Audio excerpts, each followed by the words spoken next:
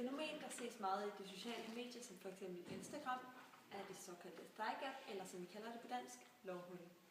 Som man måske kunne tro, at det ikke er et hul i benet, men som vist på billedet et stort mellemrum imellem lårene. Ja. For simpelthen at finde ud af, hvad dette fænomen skyldes, har vi inviteret professor i pædagogik, Thomas Sige, og overlæge Merete Andersen i studiet. Velkommen til. Tusind tak. Og jeg vil bare starte med at spørge dig, Thomas. Hvad tror du, hvad skyldes det lovhul?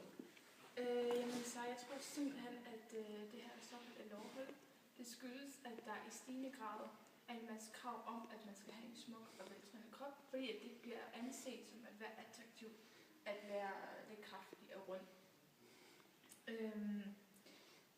Og alle de her mennesker, især piger, unge piger, så jeg tror simpelthen, at det her såkaldte lovhul, det skyldes, at der i stigende grad er et krav om, et rigtig stort krav endda, om at man skal have en smuk og veltrænet krop, og at det er ikke længere attraktivt at være kraftig og være en smule rund.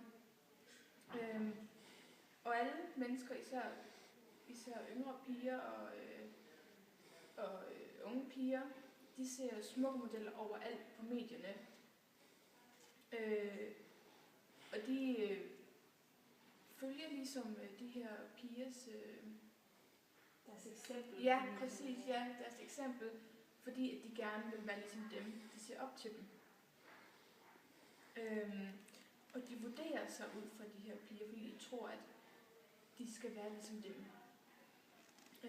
Og når de så har opnået den krop, som de er tilfredse med, så deler de deres krop på sociale medier som Instagram og Facebook og Tumblr. Og det skyldes subjektivisering. Det er et meget svært ord. Jeg undskylder for det. Ja, som gør, at vi mennesker vi har et behov for at få anerkendelse for vores hvad siger man? For den vi er, vores identitet. Ja, for vores identitet, præcis. For det vi gør. Det er helt rigtigt. Og dermed så bliver det ligesom en ond cirkel, hvor unge piger, de ser folks billeder af deres krop, og tænker, at man først er accepteret, når man ligner hende. Eller nogle af de andre. Ja. Det kan jeg godt se. Og så vil jeg bare spørge dig, Merete Andersen, hvad gør det egentlig i kroppen, det her lovhul? Altså, er det sundt, eller hvad er det? Jamen, altså, der er mange, der har det her lovhul, eller thigh gap, hvad man nu kalder det. Det er simpelthen genetisk bestemt. Så det er noget, de har. Det er noget, der ligger i deres gener. Det er noget, de har fra deres forældre og bedsteforældre. Det går simpelthen bare i arv fra generation til generation. Og som sagt, de har ikke gjort noget for at få det. Men så dem, der ikke har det her lovhul, de begynder så at sulte sig selv, eller at træne rigtig, rigtig meget for at få det her lovhul, eller thigh gap, som man også kalder det. Men har man overhovedet muskler her på inderlåret? Nej, det har man ikke. Det, der er herinde på inderlåret, det er fedt. Ja. Som... Så kan man overhovedet træne sig til at få det her lovhul? Nej, det kan man nemlig ikke. Ej. Så altså alt det, der sidder herinde, det er simpelthen bare fedt. Det er ikke muskler, og det er så, ja.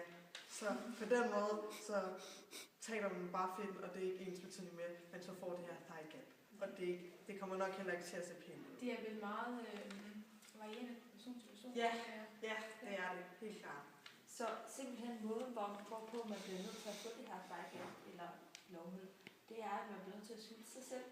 Ja, og det er på ingen måde sundt.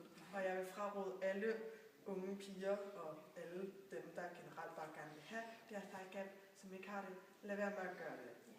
For gudskelov er vi jo skabt forskellige. Ja. Så at nogle af os har det her lovhul, og andre har ikke, og det er bare fantastisk. Ja.